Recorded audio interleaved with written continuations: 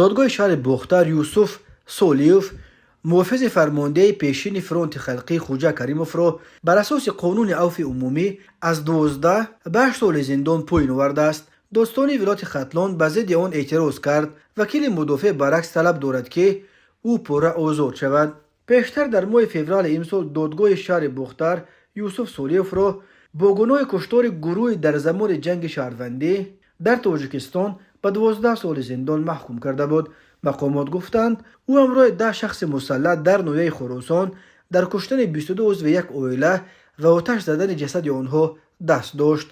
2 عضو همین خانواده از ضرب تیر معیوب یک عمری هستند. حادثه تیر ماه سال 1992 روی داده است. خودش در مرافعه گفته است در جای حادثه بود ولی کسی را نکشت. عوض نظرزاده دادستان ولایت ختلان در مراجعت 9 صحیفه‌ای از دادگاه عالی تاجیکستان خواسته است حکم را بازبینی و مهلت ادای جزا را برای سولیوف بیشتر کنند. وی جزای تعیین شده را نامناسب و سبک خوانده است. سعید سلیمزاده وکیل مدافع یوسف سولیوف در نامه جداگانه به دادگاه عالی نوشته است که زیر حمایه او و همراهانش در سال 1992 عضو فرانت خلقی بوده ولی در اداره های دولتی فعالیت نداشتند. وکیل گفته است جنایت 30 سال پیش صادر شد و به سبب گذشتن مهلت پرونده جنایی زیر حمایه‌اش قطع و او از بازداشتگاه آزاد گردد. بهادر عبداللهیف که هنگام حمله شخصان مسلح به خانه‌شان 11 سال داشت میگوید هفته گذشته از حکم دادگاه بختار به دادگاه عالی شکایت کردند.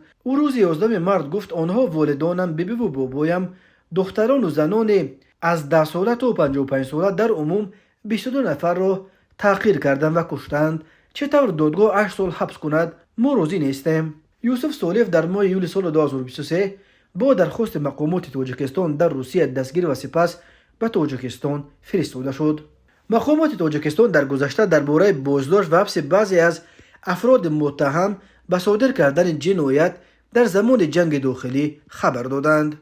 یکی از آنها فرمانده پیشین فرانت خلقی خوجا کریموف است که بعد 20 سال فرار در دبی دستگیر و به دوشنبه آورده شد. او را در ماه فوریه سال 2022 به 21 سال زندان محکوم کردند. اما بسیاری از جنایت‌های سالهای جنگ شهروندی تاجیکستان هنوز ناگشوده باقی میمانند.